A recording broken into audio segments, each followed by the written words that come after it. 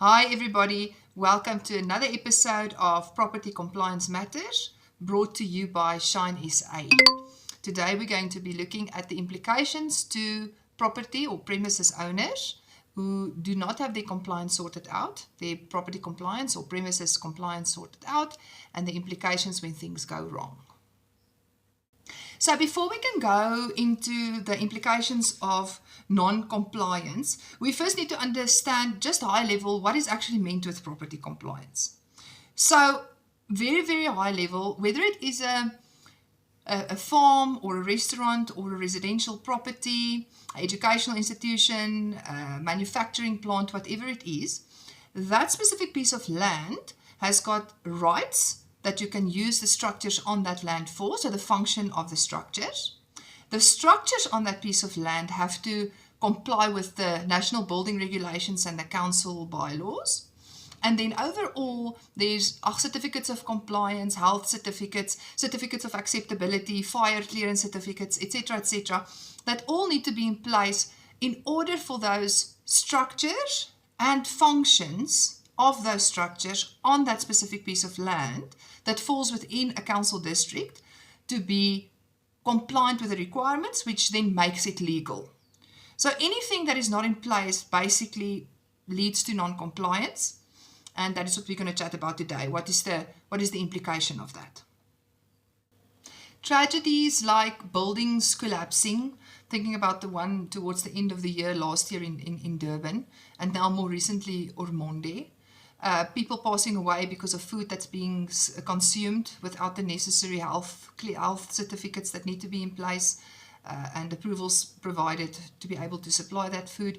I'm thinking about multiple people that pass away due to fire hazards or gas because the necessary gas or fire clearance is not in place. All of these tragedies actually highlight non-compliance and property compliance, and because there's always somebody that needs to be responsible when somebody gets hurt or somebody dies or property is damaged, it is extremely important that any owner or body that is responsible for a specific structure or operation or whatever it is understand what is required in order to comply. The fact that you as the owner or the responsible trust or body or governing body are not aware, you're not aware that X, Y, and Z needs to be in place, does not set you free from the consequences of not complying with the law or not complying with the regulatory requirements from the council. If I can give an example, it's almost like if you become an employee and you start earning a salary, it is accepted that you understand that you need to pay your tax to SARS. You can't receive money every month and then at the end of 5 years say, but you didn't know that you have to pay SARS. There's a certain expectation that if you function within a certain role, that you have done your due diligence and you understand what the requirements are so that you can operate within the boundaries of the law and the regulatory requirements. And when it comes to property compliance, it is exactly the same. The fact that you do not understand does not set you free from it. So it is extremely important that you understand what is required for property compliance. First, understand whether your property, your premises, your operation is actually running legally. First, understand that. And after you've understand that, take the necessary measures to cover any gaps if there are any gaps. Some of the examples of non-compliance that we see on a regular basis, which really open up owners for risk, is any business operations that need fire clearance in place, which is basically all of them, and health clearance in place, and it expires. So it needs to be renewed on a constant basis. It really opens up the business or the owners of the business for risk, especially if somebody gets sick or if somebody gets run over in the parking lot, or all of that comes back to the owner. And then from a residential perspective, people are always renting out space and receiving monthly rental from non-habitable spaces like garages that has been converted into habitable spaces.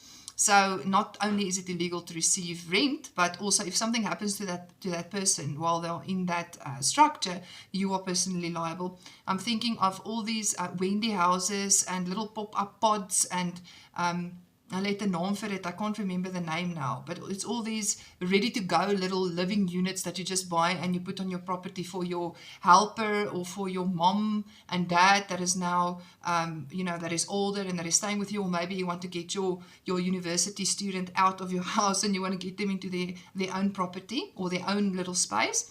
All of this is non-compliant. It doesn't comply. So if anything happens to that person in that space, the owner is responsible. So you can see from a property compliance perspective, there's a whole lot of tick boxes and a whole lot of pieces that need to be built together in one big puzzle. It can sometimes get very complicated. I also just want to make use of this opportunity to really encourage you not to pay bribes or not to participate in corruption. It might feel or might look like the solution now, but once you are in the pocket of that specific inspector or that specific department, they will always return for a top up on their salary. So just don't go there. Rather budget money for the fines that they're going to issue you, because you're not going to pay them the bribe, so you will get a fine, but at least you will be free from always having to bow when they put their property or their feet onto your property. So if you want to check if your business premises, your residential property, your development that you want to do is or will be compliant, get into touch with Shine SA on www.shinesa.co.za.